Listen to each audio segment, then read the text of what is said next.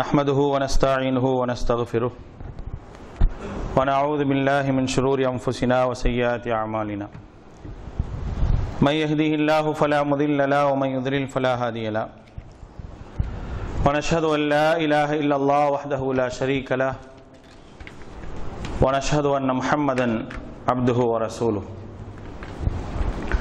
اللهم صل على محمد وعلى آل محمد كما صليت على إبراهيم وعلى آل إبراهيم إنك حميد مجيد اللهم بارك على محمد وعلى آل محمد كما باركت على إبراهيم وعلى آل إبراهيم إنك حميد مجيد يا أيها الذين آمنوا اتقوا الله حق تقاته ولا تموتن إلا وأنتم مسلمون يا أيها الناس اتقوا ربكم الذي خلقكم من نفس واحدة وخلق منها زوجها وبث منهما رجالا كثيرا ونساء واتقوا الله الذي تساءلون به والأرحام إن الله كان عليكم رقيبا يا أيها الذين آمنوا اتقوا الله وقولوا قولا سديدا يصلح لكم أعمالكم ويغفر لكم ذنوبكم ومن يطع الله ورسوله فقد فاز فوزا عظيما أما بعد فإن أصدق الحديث كتاب الله وخير الهدي هدي محمد صلى الله عليه وسلم وشر الأمور محدثاتها وكل محدثة بدعة وكل بدعة ضلالة وكل ضلالة في النار فقال الله تعالى في القرآن العظيم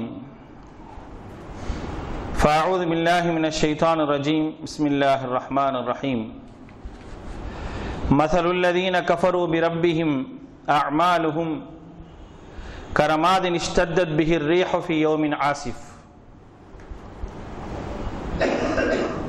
وقال رسول الله صلى الله عليه وسلم إن العبد لا يتكلم بالكلمة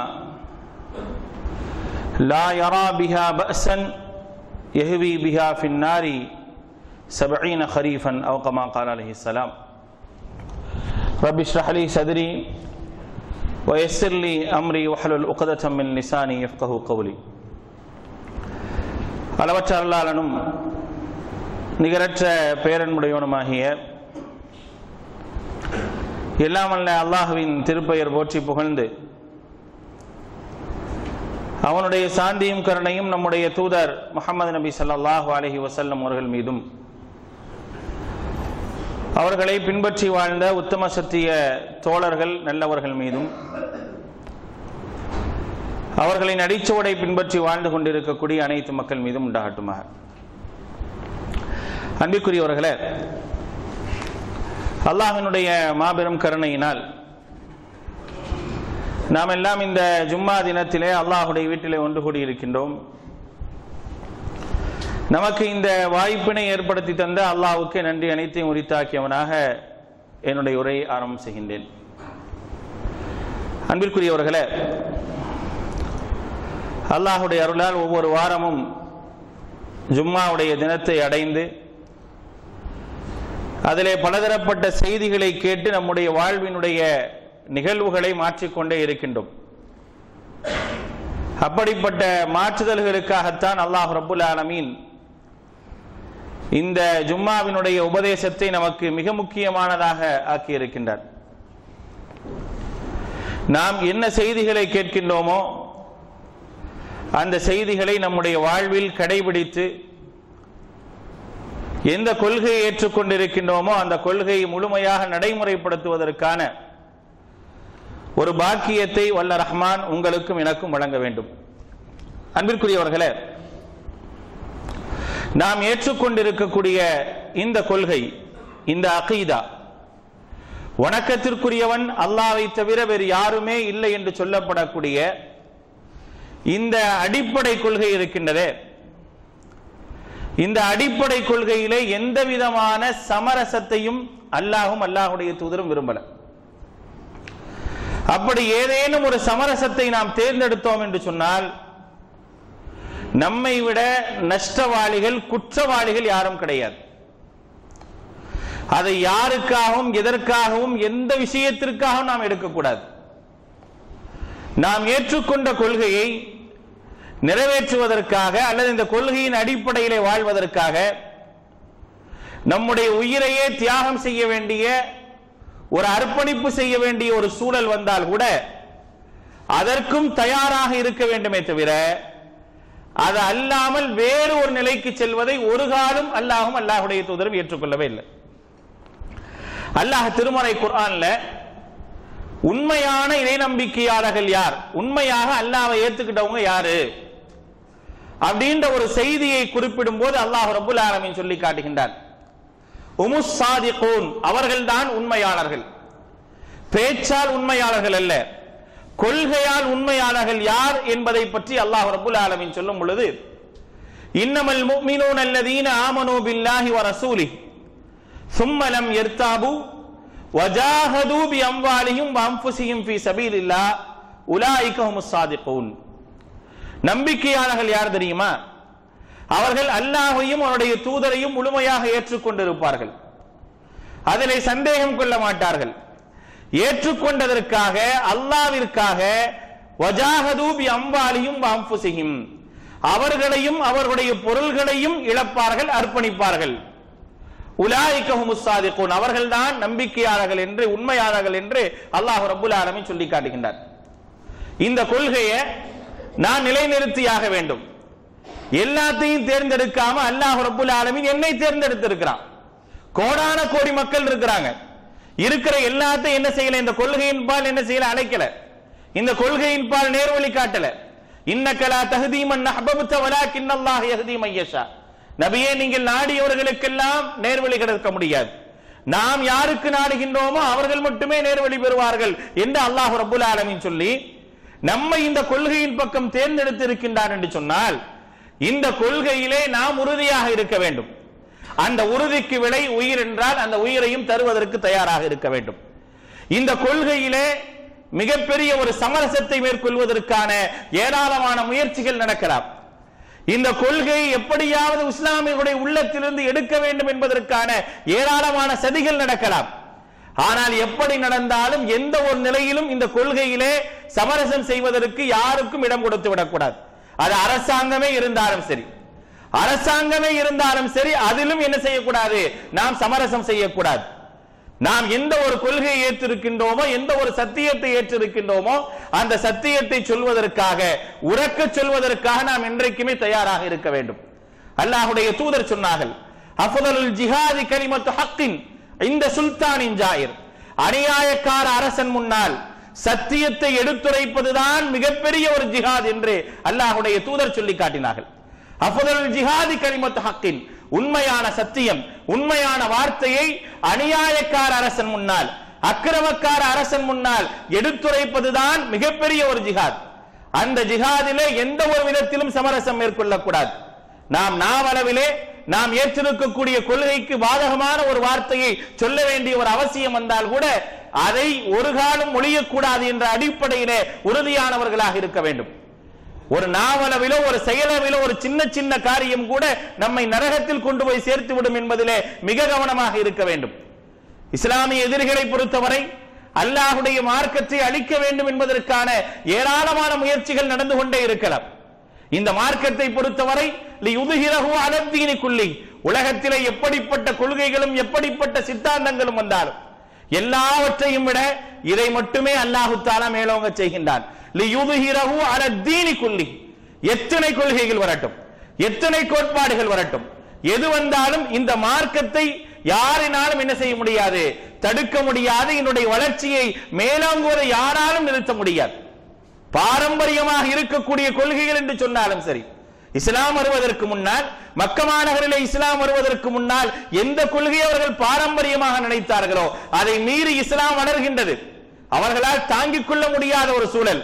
அப்பொழுதுதான் அல்லாஹ் ரப்பல் ஆலமீன் வசனத்தை இறக்குகின்றான், ஹுவல்லதி அர்ஸல ரசூலஹு பில் ஹுதா வ தீனில் ஹக் லியுத்ஹிரஹு அலத்தீனி குல்லிஹி. இந்த சத்தியம் இருக்கின்றதே சாதாரணமானதல்ல. தூதரை கொண்டு, நேர்வழியை கொண்டு தூதரை அனுப்புகின்றான். வதீனில் ஹக்கி, உண்மையான சத்தியத்தை கொண்டு அனுப்புகின்றான். லியுத்ஹிரஹு அலத்தீனி குல்லி, எல்லா கொள்கையும் விட, எல்லா சித்தாந்தங்களையும் விட இந்த இஸ்லாம் மேலோங்கி நிற்கும். அதை யாருனாலும் தாங்கிக்க முடியாது. வலவு கரிகள் முஷ்ரிகூன், இறை மறுப்பாளர்கள், இணை வைப்பாளர்கள் வெறுத்தாலும் சரி என்று அல்லாஹ் தஆலா சொல்லி காட்டுகின்றார். மற்றொரு இடத்திலே அல்லாஹ் சொல்லும் பொழுது வகஃபா பில்லாஹி ஷஹீதா, இதற்கு சாட்சியாக அல்லாஹ் இருக்கின்றான், அவனே போதுமானவன் என்று திருமறை குர்ஆனிலே அல்லாஹ் சொல்லி காட்டுகின்றான். மற்றொரு வசனத்திலே சொல்லும் பொழுது இந்த கொள்கையின் மீது உள்ள வெறுப்புகள் எப்படி இருக்கும், இந்த கொள்கை மீது உள்ள வெறுப்பு எப்படி இருக்கும் என்பதை பற்றி திருமறை குர்ஆனிலே அல்லாஹ் சொல்லும் பொழுது யுரீதுன லியுத்ஃபிஉ நூரல்லாஹி பிஅஃவாஹிஹிம், அவர்கள் அல்லாஹ்வினுடைய ஒளியை தங்களுடைய வாயால் ஊதி அணைத்து விட வேண்டும் என்று ஆசைப்படுகின்றார்கள். வல்லாஹு முத்திம்மு நூரிஹி வலவ் கரிஹல் காஃபிரூன், இறை மறுப்பாளர்கள் வெறுத்தாலும் அல்லாஹ் ரப்புல் ஆலமீன் இந்த ஒளியை பரிபூரணப்படுத்துவான் என்று அல்லாஹ் ரப்புல் ஆலமீன் மிக தெளிவாக சொல்லிவிட்டான். நமக்காகவே பரிபூரணப்படுத்தப்பட்ட மார்க்கம், நமக்காகவே அருட்கொடை வழங்கப்பட்ட மார்க்கம். இந்த மார்க்கத்தை ஏற்றுக்கொண்டு இந்த மார்க்கத்தை வாழ்வதற்கான ஒரு பாக்கியத்தை அல்லாஹ் தந்திருக்கின்றார் என்று சொன்னால் அந்த மார்க்கத்தை இழப்பதற்கு ஒரு காலம் நாம் தயாராகிவிடக் கூடாது. இன்றைக்கு இந்த சத்தியத்திற்கு எதிராக இருக்கக்கூடிய ஏராளமான சூழ்ச்சிகள் அரசாங்கங்கள் மூலமாக, நீதிமன்றங்கள் மூலமாக பல வழிகளிலே திணிக்கப்படக்கூடிய ஒரு சூழலை நாம் பார்த்துக் கொண்டிருக்கின்றோம். இந்த நேரங்களில் தான் நாமும் நம்முடைய குழந்தைகளும் நம்மை சார்ந்தவர்களுக்கும் இந்த கொள்கையினுடைய முக்கியத்துவத்தை சொல்லித்தர வேண்டிய ஒரு அவசியம் இருக்கின்றது. நாவளவிலே ஒரு வார்த்தையை சொல்லி இறைமறுப்பினுடைய வார்த்தையை ஒருவர் சொல்லிவிட்டார் என்று சொன்னால் அவர் நாவளவில் சொன்னாலும் அதுவும் தவறுதான் என்பதை அல்லாஹுடைய தூதர் ஸல்லல்லாஹு அலைஹி வஸல்லம் அவர்கள் சொல்லி காட்டுகின்றார்கள். திருமறை குர்ஆனிலே அல்லாஹ் சொல்லி காட்டுகின்றான். 9வது அத்தியாயத்தினுடைய 74வது வசனத்திலே அல்லாஹ் சொல்லும் பொழுது வலகத் காலு கலிமத்தல் குஃப்ர், அவர்கள் குஃபருடைய வார்த்தையை மொழிந்தார்கள். வகஃபரு, நிராகரிப்பாளர்களாக ஆகிவிட்டார்கள். எப்ப? பஅத இஸ்லாமிஹிம், அவர்களுடைய இஸ்லாத்திற்கு அவர்கள் வந்ததற்கு பிறகு என்று அல்லாஹ் சொல்லி காட்டுறான். நயவஞ்சர்களை பார்த்து அல்லாஹ் சொல்லக்கூடிய ஒரு செய்தி, வலகத் காலு கலிமத்தல் குஃப்ரி, அவர்கள் குஃபருடைய வார்த்தையை சொன்னார்கள். சொன்ன உடனே என்னவா ஆயிட்டாங்க? வகஃபரு, அவர்கள் இறை மறுப்பாளர்களாக ஆகிவிட்டார்கள். எதற்கு பிறகு? பஅத இஸ்லாமிஹிம், அவர்களுடைய இஸ்லாத்திற்கு பிறகு என்று அல்லாஹ் ரப்புல் ஆலமீன் சொல்லி காட்டுகின்றார். அல்லாஹ்வுடைய தூதர் நபிகள் நாயகம் ஸல்லல்லாஹு அலைஹி வஸல்லம் அவர்கள் சொல்லி காட்டுகின்றார்கள், இன்னல் அப்த, ஒரு அடியான், லா யதகல்லம பில் கலிமதி, ஒரு வார்த்தையை சொல்கின்றான், லா யரா பஅஸன் லா யரா பிஹா பஅஸன், அதிலே உள்ள தீமையை அறியாமல் அந்த வார்த்தையை சொன்னாலும் சரி, அதிலே உள்ள பாதிப்பு என்னன்னு தெரியாம அந்த வார்த்தை அவர் சொன்னாலும் சரி, யஹ்வி பிஹா ஃபின்னாரி 70 ஹரீஃபன், 70 அடிக்கு அப்பால் நரகத்திலே எரியப்படுவான் என்று அல்லாஹ்வுடைய தூதர் சொல்லி காட்டுகின்றார். 70 அடிக்கு அப்பால் எரியப்படுவான். 70 ஹரீஃபன், 70 வருடத்திற்கு அப்பால் எரியப்படக்கூடிய ஒரு நிலை அங்கே ஏற்படும் என்பதை நபிகள் நாயகம் ஸல்லல்லாஹு அலைஹி வஸல்லம் சொல்லி காட்டுறாங்க. நரகத்திற்கு ஆழத்துக்கு போயிட வேண்டியதுதான். அந்த வார்த்தை தவறான வார்த்தை என்று அவருக்கு தெரியாமல் இருந்தாலும் சரி, தவறான வார்த்தை என்று தெரியாமல் இருந்தாலும் ஆழத்துக்கு போயிட வேண்டியதுதான் அப்படின்னு நபிகள் நாயகம் ஸல்லல்லாஹு அலைஹி வஸல்லம் சொல்லிட்டாங்க. அதனால வார்த்தை அளவில் கூட இணை வைப்பு என்பதும் குஃப்ர் என்பதும் நம்மிடத்தில் இருக்கக்கூடாது. குஃபரை பொறுத்தவரை அல்லாஹ் ரப்புல் ஆலமீன் மிக அழகாக கண்டித்து சொல்லி காட்டுகின்றான். குஃபரை போல் கண்டிக்கக்கூடிய எந்த ஒரு செய்தியையும் திருமறை குர்ஆனிலே நாம் பார்க்க முடியாது. குஃபரை கண்டித்து கண்டித்து குஃபருக்கான விளைகள் என்ன, குஃபருடைய பாதிப்புகள் என்ன என்பதை மிக தெளிவாக திருமறை குர்ஆன் சொல்லி காட்டுகின்றது. அல்லாஹ் குர்ஆனிலே சொல்லி காட்டுகின்றான், இன்னல்லதீன கஃபரு வஸத்து அன் சபீலில்லாஹ் ثم மாத்து வஹும் குஃபாருன் ஃபலன் யக்ஃபிரல்லாஹு லஹும், எவன் ஒருவன் நிராகரித்து அல்லாஹ்வுடைய பாதையிலே செல்வதை தடுத்து ثم மாத்து வஹும் குஃபாருன், அவன் இறைமறுப்பாளனாகவே மரணித்து விட்டான் என்று சொன்னால் ஃபலன் யக்ஃபிரல்லாஹு லஹும், அவனுக்கு மன்னிப்பே இருக்காது என்பதை மிக தெளிவாக திருமறை குர்ஆன் சொல்லி காட்டுகின்றது. அவன் செய்யக்கூடிய செயல்கள், அப்படிப்பட்டவன் ஒரு காரியத்தை செய்கின்றான் என்று சொன்னால், நன்மைகளை செய்கின்றான் என்று சொன்னால் அந்த நன்மையை பொறுத்தவரை அதில் எந்த விதமான பிரயோஜனம் இருக்காது. வஸலுல்லதீன கஃபரு பிரப்பிஹிம், எவர்கள் தங்களுடைய இறைவனை நிராகரிக்கின்றார்களோ அவர்களுடைய அமல்கள் இருக்கின்றதே கரமாதின் இஷ்டத்தத் பிஹிர் ரீஹு ஃபி யௌமின் ஆசிப், சாம்பல்களை போன்றுதான். காற்றடிக்கக்கூடிய காலத்திலே எப்படி அடித்து செல்லுமோ அதே போன்று அடித்து செல்லப்பட்டு விடும் என்பதை அல்லாஹ் ரப்புல் ஆலமீன் திருமறை குர்ஆனிலே சொல்லி காட்டுகின்றார். எவ்வளவு நல்ல செயல்களை செய்திருந்தாலும் எதுவும் இருக்காது. இப்படிப்பட்ட ஒரு நிலையில நான் ஒரு முஸ்லிமா இருக்கிறேன், அல்லாஹ்வை ஏற்றிருக்கிறேன், ஏதோ ஒரு நிர்பந்தத்தின் காரணமாக குஃபுருடைய வார்த்தையை நான் சொன்னேன் என்று சொன்னால் என்னுடைய நிலை என்ன என்பதை யோசித்துக் கொள்ள வேண்டும். எந்த விதத்திலும் ஒரு மனிதன் கொள்கையால், சொல்லால், செயலால் இறைமறுப்பை வெளிப்படுத்தக்கூடாது. கொள்கையால் வெளிப்படுத்தக்கூடாது, சொல்லாலும் வெளிப்படுத்தக்கூடாது, செயலாலும் வெளிப்படுத்தக்கூடாது. இப்படி வெளிப்படுத்தினார் என்று சொன்னால் நிச்சயமாக அவர் நஷ்டத்திற்குரியவர் தான். திருமறை குர்ஆனுடைய 5வது அத்தியாயத்தினுடைய 5வது வசனத்திலே அல்லாஹ் சொல்லி காட்டுகின்றான், ஒமை யக்ஃபுர் பில் ஈமான், எவர்கள் நம்பிக்கைக்கு பிறகு நம்பிக்கையை விட்டுவிட்டு எவர்கள் இறைமறுப்பை ஏற்றுக்கொள்கின்றாரோ ஃபகத் ஹபித அமலுஹு, அவருடைய அமல்கள் எல்லாம் அழிந்துவிடும். ஈமானை விட்டுவிட்டு எவர் இறைமறுப்பை சொல்கின்றாரோ அவருடைய அமல்கள் எல்லாம் அழிந்துவிடும். வஹுவ ஃபில் ஆখিরাতি மினல் காசிரீன், மறுமை நாளிலே அவர் நஷ்டவாளியாகத்தான் இருப்பார் என்பதை திருமறை குர்ஆன் மிக தெளிவாக சொல்லி காட்டுகின்றது. ஆக இதுதான் குஃபருடைய நிலை. இன்னைக்கு விஷயத்துக்கு வருவோம். இன்னைக்கு என்ன நடக்குது? இன்றைக்கு அரசாங்கத்தை பொறுத்த வரைக்கும், இன்றைக்குள்ள அரசாங்கமாக இருக்கட்டும், அதே போல நீதித்துறைகளாக இருக்கட்டும், இன்றைக்கு என்ன செய்யறாங்க? அவர்களுடைய கொள்கைகளை, எந்த ஒரு குஃபருடைய கொள்கையை அவர்கள் பிரதானமாக வைத்திருக்கின்றார்களோ அந்த குஃபருடைய கொள்கையை இங்கே நுழைப்பதற்கான மிகப்பெரிய ஒரு முயற்சி நடந்து கொண்டே இருக்கின்றது. இதற்கு பின்னால் என்ன ஒரு அடிப்படை என்று சொன்னால், இஸ்லாம் சொல்லக்கூடிய ஒரு அடிப்படை கொள்கையை, ஓரிரை கொள்கையை தகர்க்க வேண்டும். அமல்களிலேயே சிறந்த அமல் என்ன அப்படின்றத நபிகள் நாயகம் ஸல்லல்லாஹு அலைஹி வஸல்லம் கிட்ட கேட்கிறாங்க. அப்ப அல்லாஹ்வுடைய தூதர் சொல்லி காட்டுகின்றார்கள், அஃதலுல் அமாலி ஈமானுன், செயல்களிலேயே மிகச் சிறந்தது எது தெரியுமா? நம்பிக்கை. எப்படிப்பட்ட நம்பிக்கை? லா ஷக்க ஃபீஹி, சந்தேகமே இல்லாத ஒரு நம்பிக்கை தான் செயல்களில் சிறந்தது. நம்ம தொழுகிறோம், வணங்குறோம், இன்ன பிற நன்மைகளை செய்யறோம், இது எல்லாத்துக்கும் முன்னால அஃதலுல் அமாலி ஈமானுன், நம்பிக்கை தான் சிறந்த செயல். அந்த நம்பிக்கை சந்தேகம் இல்லாம இருக்கணும். அந்த நம்பிக்கையில எந்த விதமான சமரசம் இருக்கக்கூடாது. சமரசத்தின் அடிப்படையில இஸ்லாம் எந்த ஒரு காரியத்தையும் செய்யல. ஒரு செயல் சொல்ல முடியுமா? அல்லாஹ்வுடைய தூதராக இருக்கட்டும், சஹாபாக்களாக இருக்கட்டும், சமரசத்தின் அடிப்படையில் செய்த ஒரே ஒரு செயல் இருக்கான்னு சொல்லிட்டு ஒண்ணுமே கிடையாது. சமரசத்தை எந்த ஒரு காலம் இஸ்லாத்தின் அடிப்படையில் ஏற்றுக்கொள்ளவில்லை. வந்தார்கள், யூத நசாராக்கள் வந்தார்கள், உங்களுக்கு மத்தியில் நாம் ஒரு ஒப்பந்தம் செய்து கொள்வோம், புரிந்துணர்வு ஒப்பந்தம் செய்து கொள்வோம் அப்படின்னாங்க. அல்லாஹ்வுடைய தூதர் அழைத்தார்கள், குல் யா அஹ்லல் கிதாப் தஆலு இலா கலிமத்தின் ஸவாஇன் பைனனா, வேதமுடையவர்களே வாருங்கள், நாம் நமக்கு மத்தியிலே ஒரு நல்ல ஒரு ஒப்பந்தத்தை செய்து கொள்வோம். ஆனால் அந்த ஒப்பந்தம் எந்த அடிப்படையில் இருக்க வேண்டும் தெரியுமா? அல்லா நஅபுத இல்லல்லாஹ், அல்லாஹ்வை தவிர நாம் யாரையும் வணங்கக்கூடாது. வலா நுஷ்ரிக பிஹி ஷைஆ, அவனுக்கு எந்த விதமான இணையும் ஏற்படுத்தக்கூடாது, அவனுக்கு நேசனாக யாரையும் ஏற்படுத்தக்கூடாது. இதை ஏத்துக்கிட்டா வாங்க ஒப்பந்தத்துக்கு, இதை ஏத்துக்கிட்டாதான் ஒப்பந்தத்துக்கே வரணும், இல்லைன்னா வரக்கூடாது என்பதை மிக தெளிவாக திருமறை குர்ஆன் சொல்லி காட்டுகின்றது. கொள்கையிலே சமரசம் என்பதை ஒரு காலம் ஏற்றுக்கொள்ளவில்லை. அப்படிப்பட்ட ஒரு நிலையிலே சமரசத்தை திணிப்பதற்காக, அவர்களுடைய கொள்கையை திணிப்பதற்கான ஏராளமான முயற்சிகள் மேற்கொள்ளப்படலாம். அப்படி மேற்கொள்ளப்பட்ட மிகப்பெரிய ஒரு முயற்சி தான் வந்தே மாதரம். சமீப காலமாக மிகப்பெரிய ஒரு சர்ச்சைக்குள்ளாக இருக்கக்கூடிய வந்தே மாதரம் என்று சொல்லப்படக்கூடிய தேசிய பாடலாக பாசிசத்தால் உருவாக்கப்பட்ட அந்த பாடலை திணிக்க வேண்டும் என்பதற்கான ஒரு முயற்சி. பாசிசத்தால் உருவாக்கப்பட்ட ஒரு பாடல். இந்தியாவிற்கு என்று தேசிய கீதம் இருக்கின்றது. அந்த தேசிய கீதத்துடைய சட்டம் என்னன்னா, அதை கூட யாரும் பாட வேண்டிய அவசியம் கிடையாது. தேசிய கீதம் இசைக்கப்பட்டால் எழுந்து நிற்க வேண்டும். அதை பாட வேண்டும் என்று சொன்னால் கூட அதற்கு கூட அனுமதி இல்லை என்று உச்ச நீதிமன்றம் தீர்ப்பை வழங்கி இருக்கின்றது. கேரளாவில் ஒரு பள்ளிக்கூடத்திலே 3 மாணவர்கள் சேர்க்கப்பட்டார்கள்.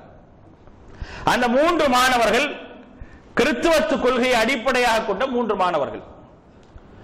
அவங்க சேர்க்கும் போது என்ன சொன்னாங்கன்னா, இந்த ஸ்கூல்ல கண்டிப்பா என்ன செய்யணும், தேசிய கீதத்தை நீங்க பாடித்தான் ஆகணும். அப்ப அவங்க சொன்னாங்க, நாங்க பாட முடியாது. இன்றைக்கு எந்த ஒரு முஸ்லீம் பெற்றோராவது ஸ்கூல்ல போய் உங்க போதனையை சொன்னா என் புள்ள சொல்லாத நம்ம சொல்றோமானா சொல்ல மாட்டோம். சொல்றோமா? ஸ்கூல்ல சீட்டு கிடைக்காதுன்னு பயப்படுறோம்.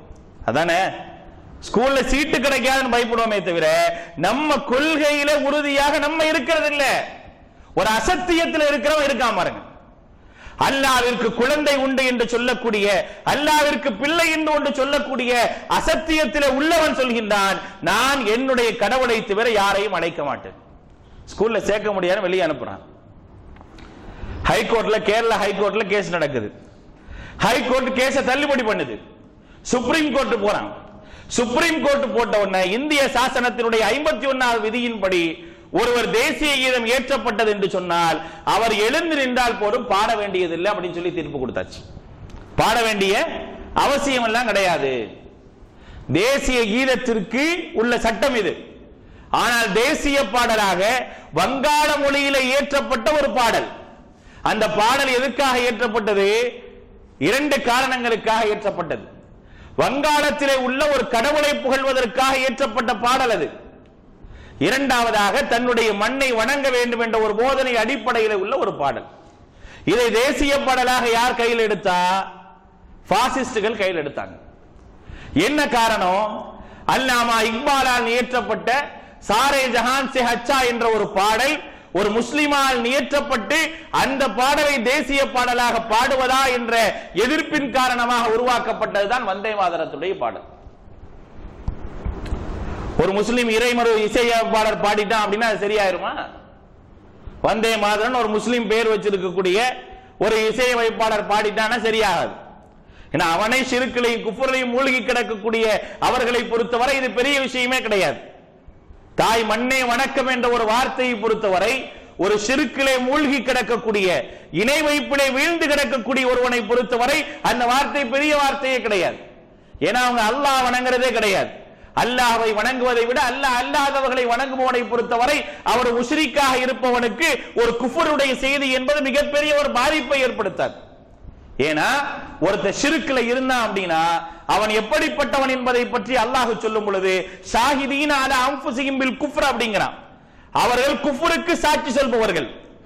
யார் ஷிர்க்ல இருக்காங்களோ அவர்கள் குஃப்ருக்கு சாட்சி சொல்பவர்கள். திருமறை குர்ஆன்ல அல்லாஹ் தஆலா சூரத்து தௌபால சொல்லி காட்டுகின்றார். அப்ப ஷிர்க்கில் இருப்பவனும் குஃப்ர்ல இருக்கவனும் கிட்டத்தட்ட ஒண்ணுதான். அவன் என்ன செய்யறான்? அல்லாஹ்வை அவன் மறுக்கிறான், இவன் அல்லாஹ்வுக்கு இணை ஏற்படுத்துறான். ரெண்டுக்குமான தண்டனை என்ன? ஹும் ஃபீஹா காலிதூன், அவர்கள் நிரந்தரமாக நரகத்தில் இருப்பார்கள். இதுதான் தண்டனை. திருமறை குர்ஆன் மிக தெளிவாக சொல்லிவிட்டது. இணை வைப்பாளன் ஒரு காலம் மன்னிக்கப்பட மாட்டான். வமன் யுஷ்ரிக் பில்லாஹி ஃபகத் ஹர்ரமல்லாஹு அலைஹில் ஜன்னah, எவன் அல்லாஹ்வுக்கு இணை வைக்கின்றானோ அவன் ஒரு காலம் சொர்க்கத்திற்கு செல்ல முடியாது. அல்லாஹ் சொர்க்கத்தை ஹராமாக்கினான். இறை மறுப்பாளனுடைய நிலை என்ன? அவனுக்கும் மன்னிப்பு கிடையாது, அவனும் என்ன செய்ய முடியாது? சொர்க்கம் போக முடியாது. அப்ப ஒரு இணை வைப்பாளன் இறை மறுப்பினுடைய கவிதையை பாடுவது என்பது அது பெரிய ஒரு வித்தியாசம் கிடையாது. ரெண்டுமே அவனுக்கு ஒண்ணுதான். ஆனால் ஒரு முஸ்லிம் பாடலாமா? அல்லாஹ்வை மட்டுமே வணங்கக்கூடிய ஒரு முஸ்லிமை பொறுத்தவரை இந்த பாடலை பாடலாமா? தாய் மண்ணை வணங்கலாமா? நாம் தாய் மண்ணை நேசிக்கிறோம். இஸ்லாமியர்களை போன்று இந்த மண்ணை நேசித்தவர்கள் உலகத்தில் யாருமே கிடையாது. நேசித்ததின் காரணமாகத்தான் சுதந்திரம் வாங்குவதற்காக மிகப்பெரிய ஒரு அர்ப்பணிப்புகளை இஸ்லாமிய சமூகம் செய்தது. தன்னுடைய சக்திக்கு மீறி, தன்னுடைய சதவீதத்திற்கு மீறி இஸ்லாமிய சமூகம் என்ன செஞ்சுச்சு அப்படின்னா சுதந்திரத்துக்காக பாடுபட்டது. அது கூட மறைக்கப்பட்டு விடும். ஒரு ஆகஸ்ட் 15 பாருங்க, யார் யாரையெல்லாம் குறிப்பிடுவான். ஆனால் குறிப்பிடப்பட வேண்டியவர்கள் குறிப்பிடப்பட மாட்டார்கள். முஸ்லிம்கள் குறிப்பிடப்படுவார்களா? பகத்சிங்கு துணையாக இருந்த இஸ்லாமியர்கள் குறிப்பிடப்படுவார்களா? வஉசிக்கு உதவி செய்தவர்கள் குறிப்பிடப்படுவார்களா? காந்திக்கு உதவி செய்தவர்கள் குறிப்பிடப்படுவார்களா? யாரும் குறிப்பிடப்பட மாட்டார்கள். அவர்களை பொறுத்தவரை இஸ்லாமிய வரலாறு என்பது, இஸ்லாமியர்களுடைய தியாகம் என்பது அளிக்கப்பட வேண்டிய ஒன்றாகத்தான் மிகப்பெரிய ஒரு திட்டத்தின் அடிப்படையில் செய்து கொண்டிருக்கிறாங்க.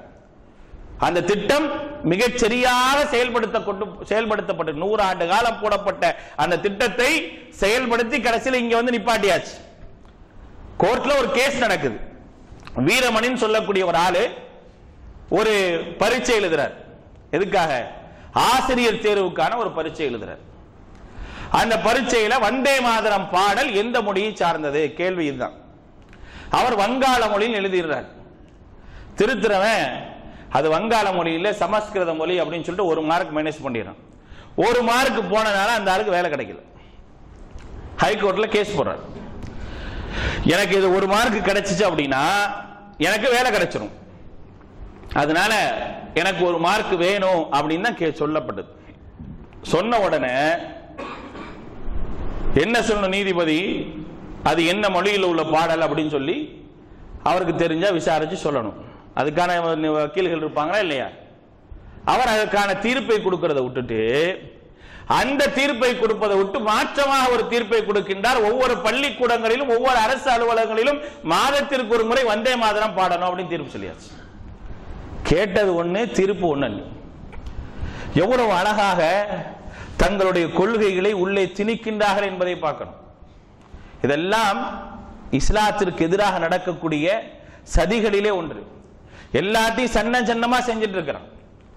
கொஞ்சம் கொஞ்சமாக நாம் எதையெல்லாம் கொள்கைகளாக அடிப்படையாக கொண்டிருக்கிறோமோ அதையெல்லாம் தகர்ப்பதற்கான வேலைகள் மிக அழகாக நடந்து கொண்டிருக்கு. அப்ப தீர்ப்பு இப்படி வந்தாச்சு.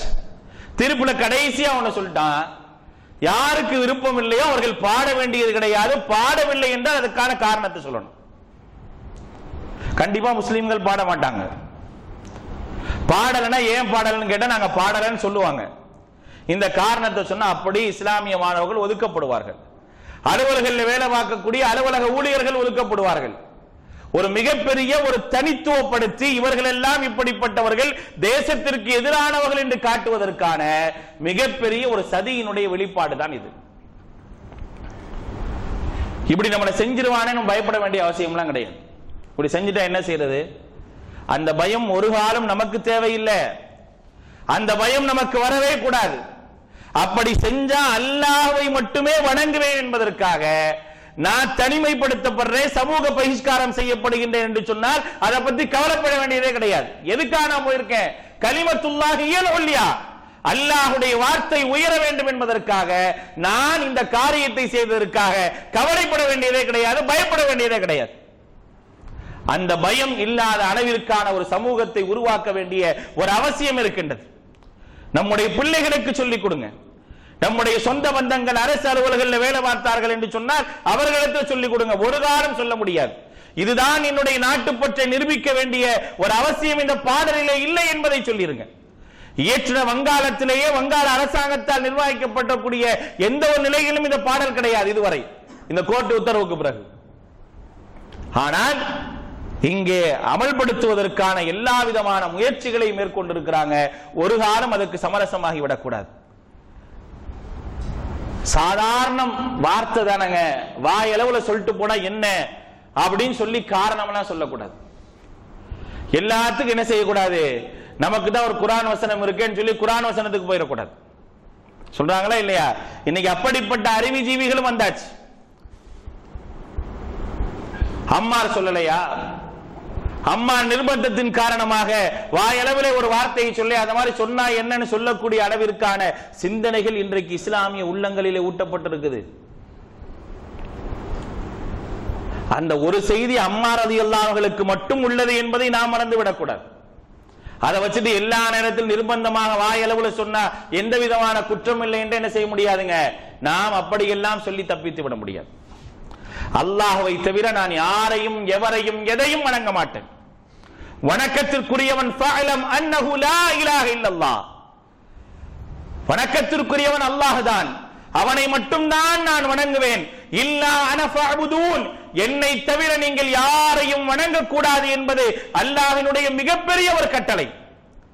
அந்த கட்டளைக்கு மாற்றமாக நாம் நடந்தோம் என்று சொன்னால், நிர்பந்தம் என்ற பெயரிலே அப்படிப்பட்ட ஒரு விஷயத்தை நாம் முன்மொழிந்தோம் என்று சொன்னால், நம்முடைய எல்லா அமல்களும் எல்லா செயல்களும் வீணாகி நான் மேற்சொன்ன வசனங்கள் எல்லாம், நம்முடைய செயல்கள் எப்படி எல்லாம் அழிந்து போகும், நம்முடைய பாவங்கள் மன்னிக்கப்படாது. நம்முடைய இஸ்லாமிய அடிப்படையில் செய்த எந்த ஒரு காரியம் அல்லாஹ்விடத்தில் ஏற்றுக்கொள்ளப்படாது. நரகத்தினுடைய ஆழத்திற்கு தள்ளப்படக்கூடிய ஒரு சூழல்கள் எல்லாம் நமக்கு வந்துவிடும் என்பதை புரிந்து கொண்டு எந்த ஒரு நிலையிலும் சமரசம் என்ற ஒரு அடிப்படையிலே நாம் இறங்கி சென்று விடக் கூடாது என்பதிலே மிக கவனமாக நாம் இருக்க வேண்டும்.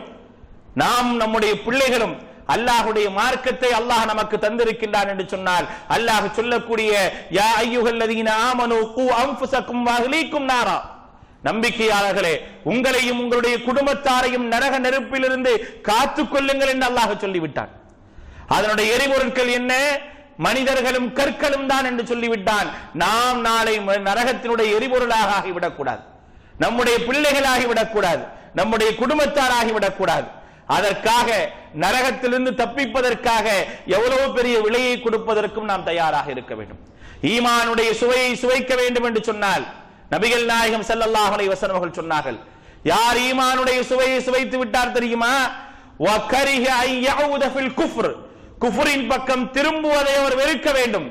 எந்த அளவிற்கு அவர் எப்படி நரகத்தில் விழுவதை வெறுப்பாரோ அதே அளவிற்கு குஃப்ரின் பக்கம் திரும்புவதை வெறுத்தால் மட்டுமே அவர் ஈமானுடைய சுவையை சுவைத்தவராவார் என்பதை நபிகள் நாயகம் ஸல்லல்லாஹு அலைஹி வஸல்லம் அவர்கள் சொன்னார்களே, அதை ஞாபகத்தில் வைத்துக் கொண்டு நாம் ஈமானுடைய சுவையை சுவைத்தவர்களாக, அல்லாஹ்வை மட்டும் வணங்கியவர்களாக, நாளை மறுமை நாளிலே நிற்கும் பொழுது அல்லாஹ்வை வணங்கியவர்கள் மட்டும் நில்லுங்கள், மற்றவர்கள் எல்லாம் நரகத்திற்கு தள்ளப்படுவார்கள் என்று சொல்லக்கூடிய நேரத்திலே நாம் அல்லாஹ்வை வணங்கியவர்களாக அந்த மஹ்ஷர் மைதானத்திலே இருக்கக்கூடிய ஒரு பாக்கியத்தை அல்லாஹ் நமக்கு தர வேண்டும்.